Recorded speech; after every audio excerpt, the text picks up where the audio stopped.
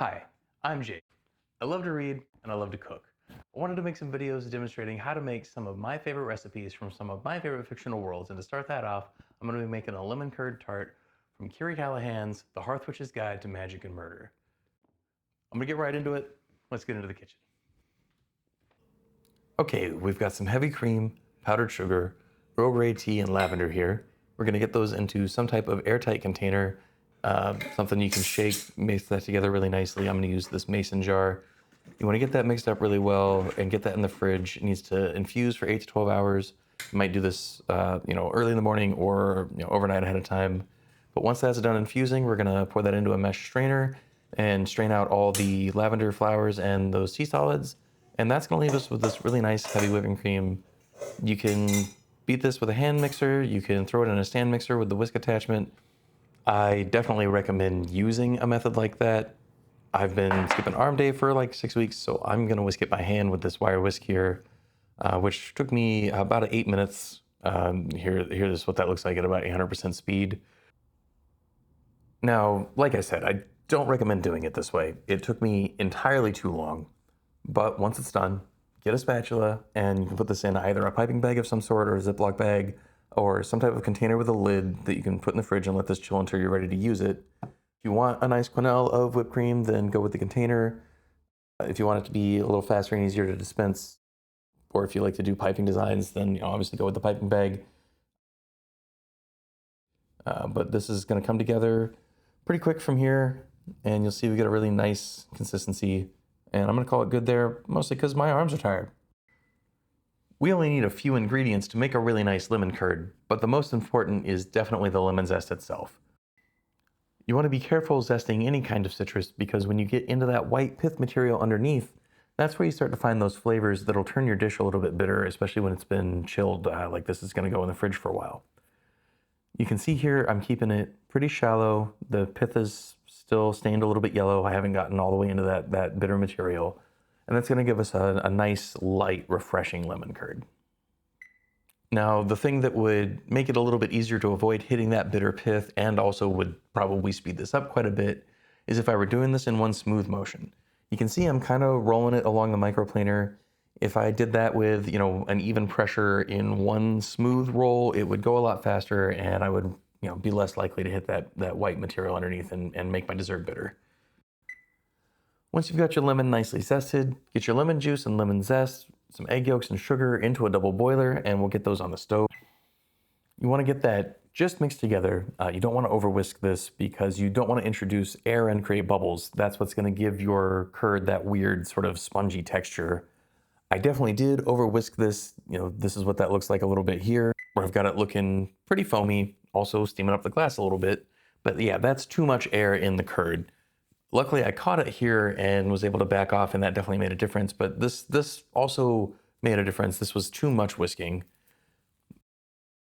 After a few minutes, it'll start to thicken up. You can see it starting to come together a little bit here. We're definitely not quite there, but we're well on the way. And then after a few more minutes, it's going to come together pretty nicely. Honestly, I'm adding the butter a little early. You should go a little longer than I did here, but this is going to be delicious. It's fine. Finally, we need to make the shortbread cookie crust to put all of this in. So we've got some flour, cornstarch, salt, butter, powdered sugar, and vanilla. And the first thing we need to do is cream together that powdered sugar and butter. So we're going to do that here in a mixing bowl. And you can see I've also got the other dry ingredients, that flour, cornstarch, and salt, ready to go in another mixing bowl. You can do this part with a hand mixer. I went ahead and did it by hand. What we're trying to do is introduce some air into that mixture, and that will make it lighter and fluffier. That's going to give you a nicer finished texture in the cookie crust. Now we're going to mix in the vanilla. I went with vanilla paste here. I don't know if this actually matters in terms of the moisture content in the finished product. Somebody get in the comments and let me know if I should have gone with vanilla extract instead. Maybe I should do a side-by-side comparison video. Anyway, we're going to mix the vanilla into that butter and sugar mixture and bring it together until it looks like this. Then we're going to take that mixture and introduce the dry ingredients just a little bit at a time. You don't want to do this all at once, but mix those in. And we're just going to introduce those dry ingredients in stages like this.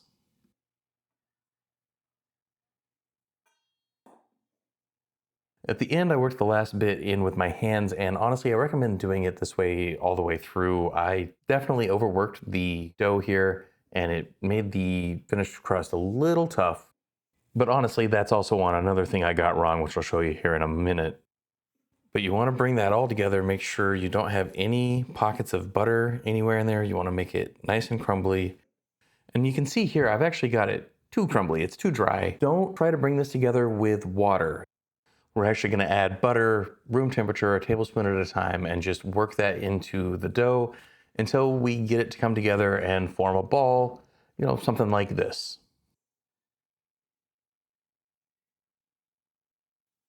Then we're going to get that into some cling film, get that nice and airtight, and get that in the fridge to chill for about 30 minutes. You can chill this overnight.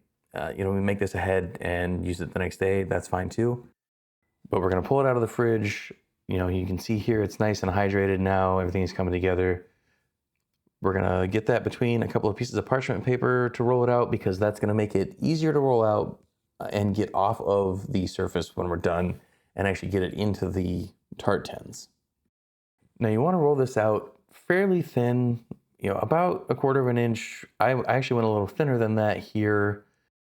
I like my shortbread a little lighter, a little thinner, so I went closer to 1/8 of an inch. Anywhere in there is totally fine. Then we're going to take our tart tins and place that on our dough so we can figure out how much to cut out to put into the tin. Now you can see here, I've done a pretty rough job getting it off the parchment paper, but that's totally fine. We can just kind of weld it together with our fingers here. You don't want to overwork it, but feel free to press that in there, get it nice and melted together, and it's going to cook up just fine. Then we're going to remove the excess from around the edge of the tart, and you can press in some more to fill in the tops there around the edges and make it look really nice, which I'm doing a little bit of here. And then I moved on to the next one, and you might notice I skipped a step. If you've ever made shortbread before, I did not dock this with a fork, and that means to take a fork and just poke holes all over in the bottom to give air and steam somewhere to go. Because if you don't, you end up with something that looks a little bit like this.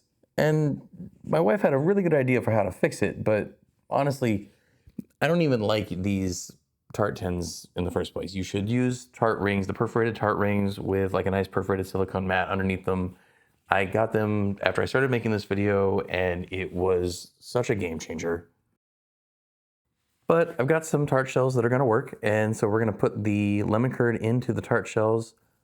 I'm not particularly good at this. I'm not a chef. I just really like to cook. I like to make food for people. But I got there in the end, and so I've got a handful of tarts that look like this. And then we're going to take them and put our whipped cream topping on them.